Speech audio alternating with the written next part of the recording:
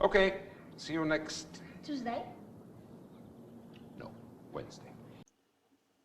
Get it? It's hilarious because see you next Tuesday spells... Never mind.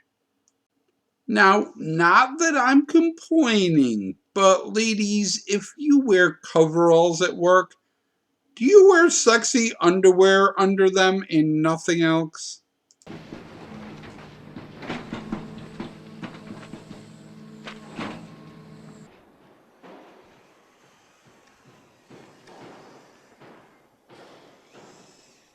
Today, we watched the horror movie Dark Tower, and a window washer was looking at our scantily clad hot chick of the movie when a ghost tries to throw him off the scaffold. He's not having a great day.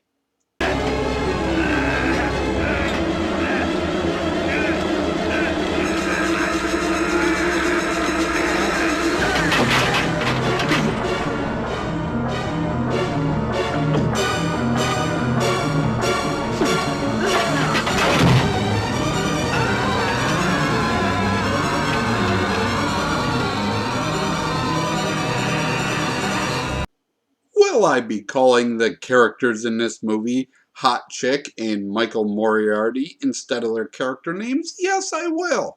Michael Moriarty is summoned to investigate the death of the window washer because he fell on a rich dude. And Hot Chick says, yeah, I saw him struggling with something that wasn't there. And Moriarty blames it on a seizure. I believe that you believe it, but the odds are he was having some kind of attack. He's having a stroke or convulsions. What kind of convulsions can make a man pound his head against a plate glass window? Their disagreement does not stop Michael Moriarty from having a sex dream about Hot Chick, where her husband's ghost appears in the dream? Not sure how, but yeah.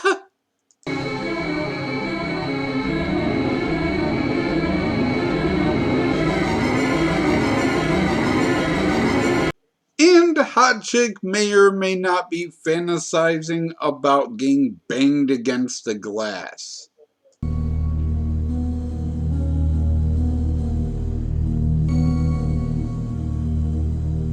While these two crazy kids try to sort out their feelings for each other, a security guard is murdered by the elevator/ghost.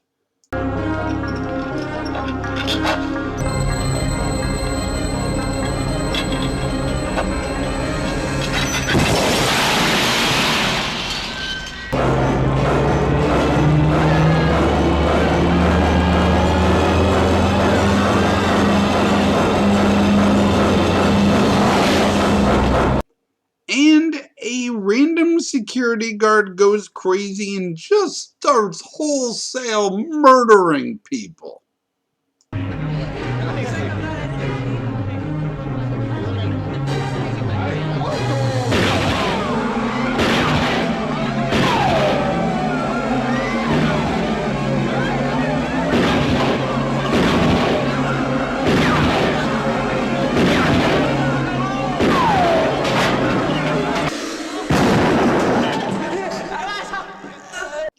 We find out through looking at employee records that the security guard was an upstanding member of society and a military standout that has no reason to do such a thing, and that Hot Chick is a world-class architect that came second place in a Frank Lloyd Wright competition and was a real brains of the operation behind her husband's architectural firm. Anyway, after 5 years, she completely overshadowed Philip. Unico was Philip's personal account. When Carolyn discovered they were about to scrap his designs, she protected them by running over to Unico with her plans and sold them on her concept. At this point, the movie veers off course from a normal investigation and turns into a ghost movie, as Michael Moriarty believes that his dreams about seeing hot chick run away from something in a hallway is actually a premonition. For no reason. We know it's a ghost, but he doesn't fucking know that. And he tracks down a paranormal investigator who's giving a little girl the Ghostbusters What's on This Card test, and he's able to ace the test from the next room over. Color? Red. Blue. No, blue. Number from 1 to 10? 9. 6. 9. But you were looking at it upside down. Moriarty convinces this guy to help him with the investigation, and everyone calls him an idiot because, you know, ghosts aren't real and he believes in ghosts. So he takes his frustrations out by yelling at an air conditioning unit that he believes is the ghost. This part of the movie is so inconsequential that it's actually cut out of most of releases, but that won't stop me from showing it to you anyways. A little chat would be good for both of us. You would gain eternal rest, and I would gain recognition. Now, of course, there's no shame in not getting recognition, even if you deserve it as much as I do. Imagine calling a man like me a quack and a charlatan. I'm a respectable scientist. I've had over 30 years of research. Did you think I was exaggerating when I said he talked to the air conditioning? No, after talking to their vent, he does it 2 more times. Things are getting a little out of hand, you know? I'm only a man trying to do his job, trying to unravel this puzzle, trying to figure out why you're here. Skip, skip, skip. It turns out the hot chick killed her husband, and everyone except for Michael Moriarty and his girlfriend die. Oh yeah, Moriarty has a girlfriend. He's dreaming about banging hot chick, but he's in bed with his girlfriend while he's having those dreams. Okay, we're not going to skip all of that. There is a supernatural scene where hot chick is being haunted by the ghost and there's paperwork flying everywhere.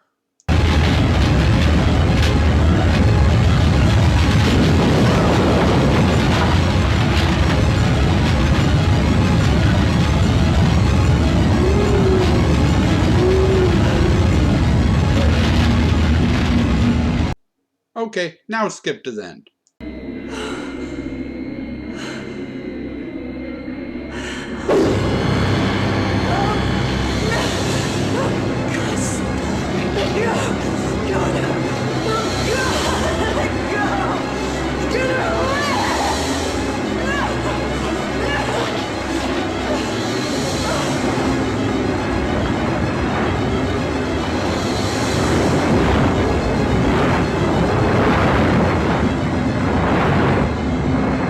Overall, today we got into the 1987 ghost movie Dark Tower, starring Michael Moriarty and Jane Agutter.